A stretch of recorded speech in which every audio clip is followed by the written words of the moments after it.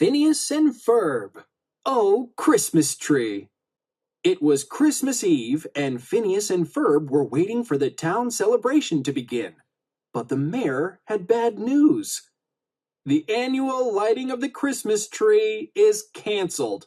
Our prize evergreen was destroyed in a freak accident, he said. Ferb, Phineas exclaimed, I know what we're going to do today. We are going to find the perfect tree. Phineas and Ferb's older sister Candace overheard her brother. I have to find out what Phineas is up to, she thought. Later on, Phineas and Ferb's friends stopped by. What you doing? Isabella asked Phineas. Building a souped-up, rocket-powered, all-terrain, evergreen-detecting super sleigh, Phineas told her. Soon the sleigh was ready, and the friends jumped inside. Everybody ready to go? Phineas asked. Hey, where's Perry? He asked, looking around. Meanwhile, Perry the Platypus, a.k.a. Agent P, was heading into his secret lair. It was time to find out his assignment for the day. Hello, Agent P, Major Monogram, Perry's superior officer said. Dr. Doofenshmirtz is behind the destruction of Danville's Christmas tree. You must find out what he's up to. Phineas and the gang were about to leave when Candace burst into the backyard.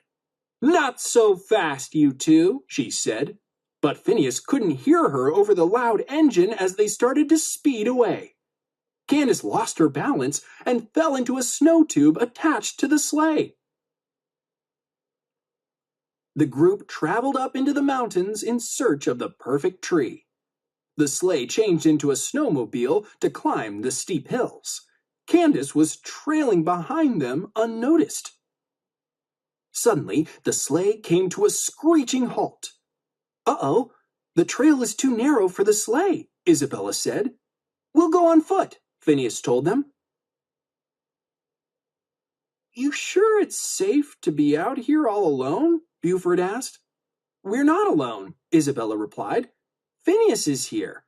Then, all of a sudden, a large, snarling yeti jumped out. Buford stammered. That's the abominable snowman, Baljeet corrected him. Ah! Everyone screamed. Meanwhile, at the top of the very same mountain, Dr. Doofenshmirtz was preparing his latest evil invention. Just then, Agent P sailed in on a hang glider. The doctor quickly trapped Perry in a cage. Behold, Dr. Doofenshmirtz cried, my snow hurlinator. I am going to use it to make a fool of my brother Roger, the mayor, by hurling a giant snowball onto the town square. Down the mountain, the Yeti was approaching. Phineas, what are we going to do? Isabella cried.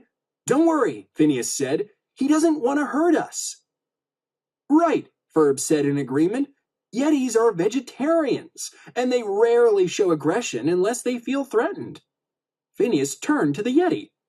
We only came for one special tree, and we brought seeds to plant in its place, he said. The Yeti smiled. Soon the group was playing together like old friends. They played freeze tag, made snow angels, and built snowmen. Candace, however, was not having any fun. She had run into icy rocks, prickly thorns, and hissing raccoons. I'll get you, Phineas, she muttered. It was time for Phineas and Ferb to get back to their mission. Hey, Mr. Yeti, Phineas said. Where can we find a giant tree? The Yeti pointed to a beautiful evergreen in the distance. That's it, Phineas shouted. The Yeti yanked the giant tree from the ground. Isabella and Buford planted the seeds. Danville's celebration is going to be saved, Phineas exclaimed. Atop the mountain, Dr. Doofenshmirtz was about to fire his snow hurlinator into the center of town. Just then, Perry broke free and leaped at the doctor. But Dr. Doofenshmirtz used his snow hurlinator to pummel the platypus with endless snowballs.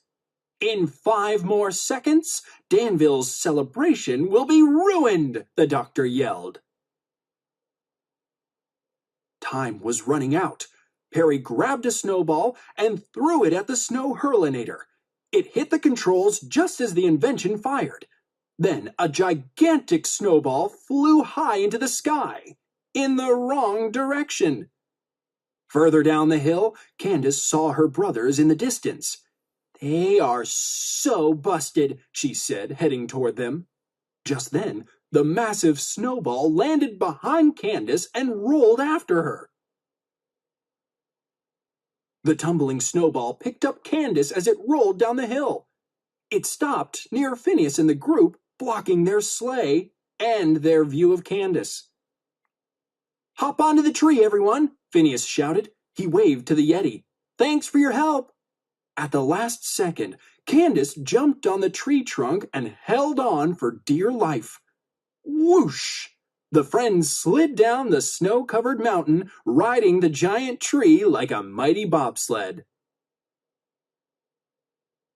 As the tree sped into town, it picked up decorations and other things along the way.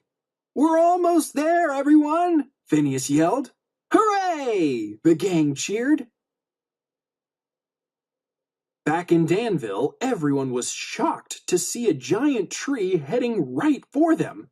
Thwack! The tree hit the edge of the stage and tossed the gang safely out into the crowd. The townsfolk cheered. "Mom," Candace screamed, "did you see? Phineas and Ferb brought that giant tree." But her mom's back was to the stage. "Candace, how could your brothers ever have moved a tree this big? I think maybe you've been out in the cold too long," she said. Back on the mountain, Dr. Doofenshmirtz turned to reload his invention, only to find that Perry had destroyed it. "Curse you, Perry the Platypus!" he howled, his angry voice setting off a huge avalanche that carried him away. Perry snowboarded toward the party in Danville. Christmas mission accomplished.